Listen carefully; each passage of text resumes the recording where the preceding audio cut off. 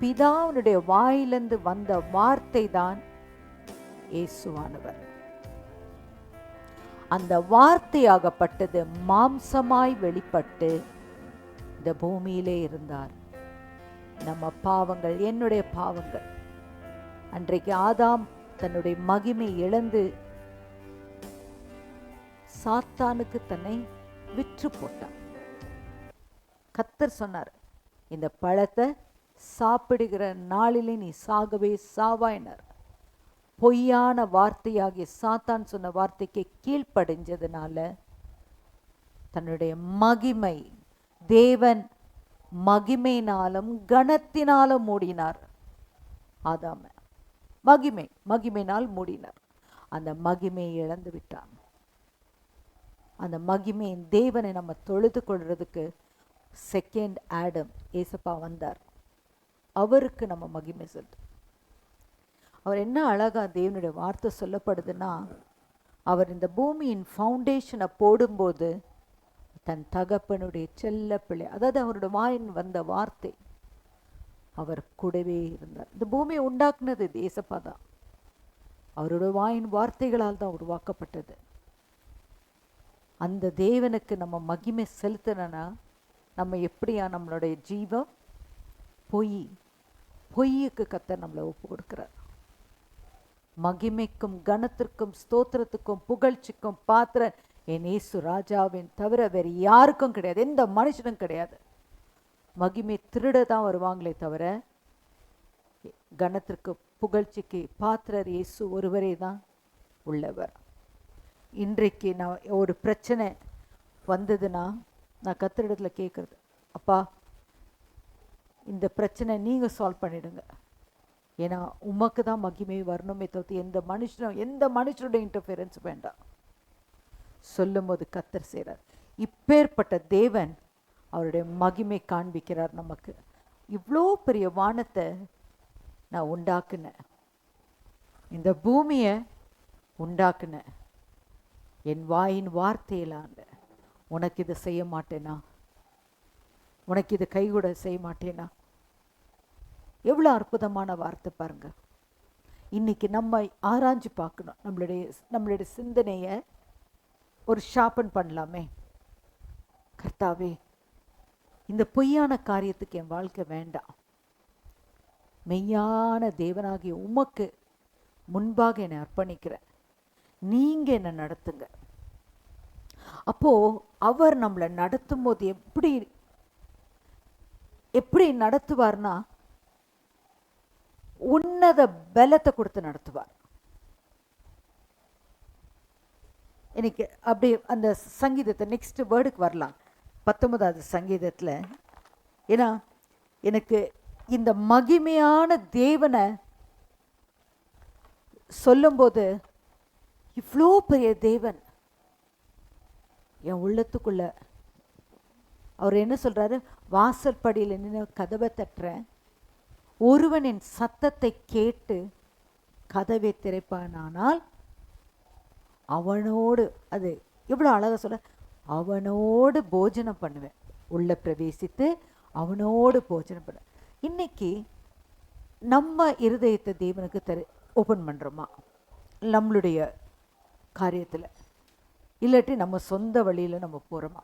எரேமியா 2ஆம் அதிகாரத்தில் இதுக்கு ஒத்த ஒரு வசனத்தை படிக்கலாமே. எரேமியா 2. எப்படி தேவனுக்கு மகிமை செலுத்தாம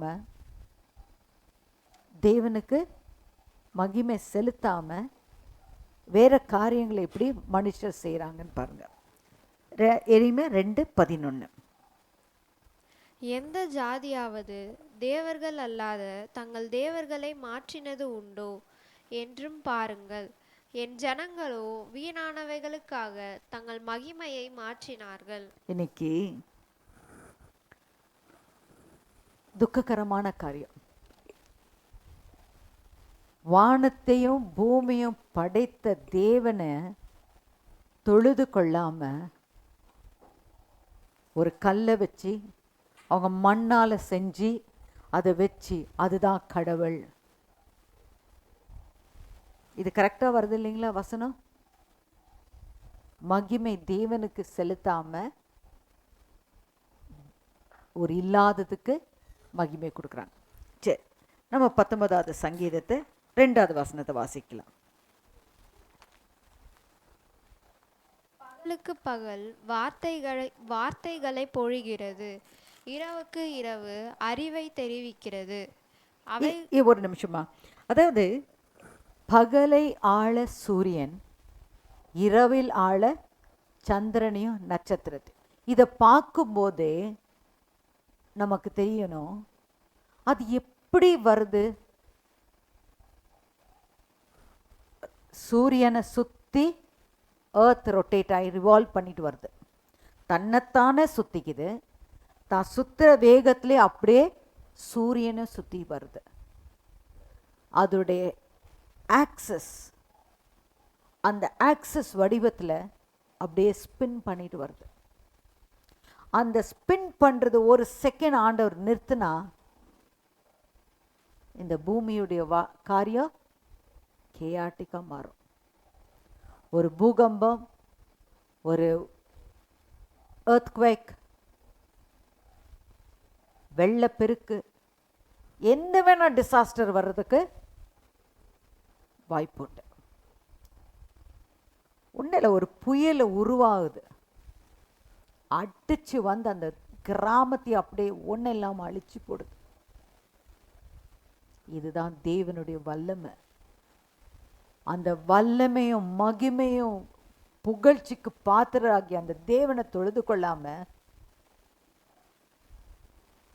தானே ஒரு மண்ணை உண்டாக்கி அதுதான் கடவுள்னு சொல்லும் போது இந்த வசனம் என்ன சொல்லுது?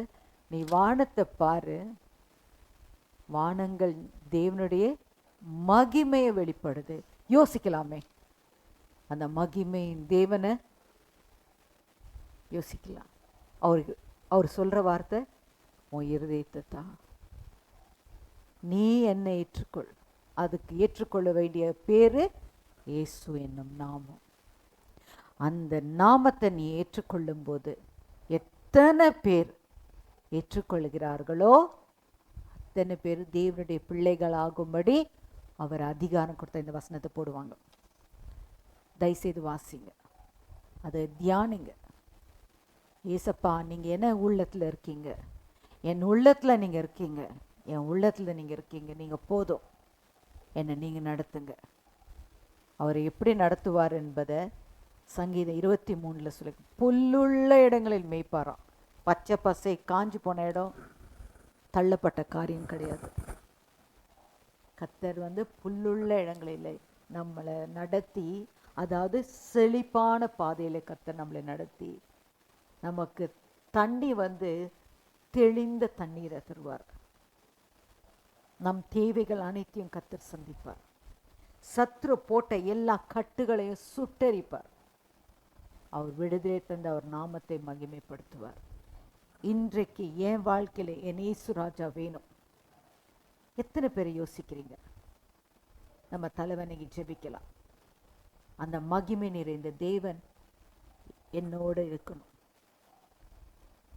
என் வாழ்க்கையில் அந்தந்த சீசனுக்கு உண்டான காரியங்கள், அன்னன்னைக்கு வேண்டிய காரியங்கள் அனைத்தையும் பூர்த்தி செய்யறதுக்கு அவரால் மட்டும்தான் முடியும். அவர் என் தேவன், அவர்தான் என் இரட்சகர். அந்த வசனம் ஃபர்ஸ்ட் வேர்ட் மறுபடியும் யோசிக்கும் போது, வானங்களை பார்க்கும்போது அவர் மகிமையை நம்ம பார்க்குறோம். அந்த மகிமையின் தேவனை எனக்குள்ள வரும்போது என் வாழ்க்கையும் மகிமை நிறைந்ததாய் மாறும். தலைவணங்கி ஜெபிப்போம். சர்வ வல்லமையுள்ள தேவனாகிய கர்த்தாவே, நீங்க சிருஷ்டித்த ஒவ்வொன்றத்தையும் நாங்கள் யோசிக்கும் போது எத்தனை மகிமை நிறைந்த தேவன் ஐயா. இந்த முதல் வசனத்துல சொல்லியிருக்கிறபடி வானங்கள் உம்முடைய மகிமையை வெளிப்படுத்து, இந்த பூமி உம்முடைய கரத்தின் கிரியை வெளிப்படுத்துது. அந்த கரத்தின் கிரியாகி எங்களை நிகழ விடாதபடி செய்யுங்கப்பா. கேட்கிற ஒவ்வொருத்தருடைய லைஃப்லும் ஒரு ட்ரெமெண்டஸ் சேஞ்ச் வரணும். இயேசுதான் வழி, இயேசுதான் சத்தியம், இயேசுதான் ஜீவன். அவரை என்று எனக்கு என் வாழ்க்கையில் வேறு வழியே கிடையாது என்பதை அவர்கள் மனக்கண்களை திறந்தரலும் ஆண்டவரே.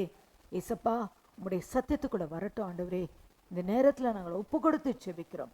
சத்திய பரனாகி இயேசு ராஜா அவர்களுக்குள்ள வந்து சகல சத்தியத்தில் நடத்துங்கப்பா, சீர்படுத்துங்கப்பா, ஸ்திரப்படுத்துங்க, நிலை நிறுத்துங்க ஆண்டவரே. எல்லா மகிமையும் கனமும் புகழ்ச்சியும் உமக்கி மீட்பரே சினமத்து தாழ்மையாய் கெஞ்சி கேட்கிற நல்ல தாப்பனே. ஆமென்.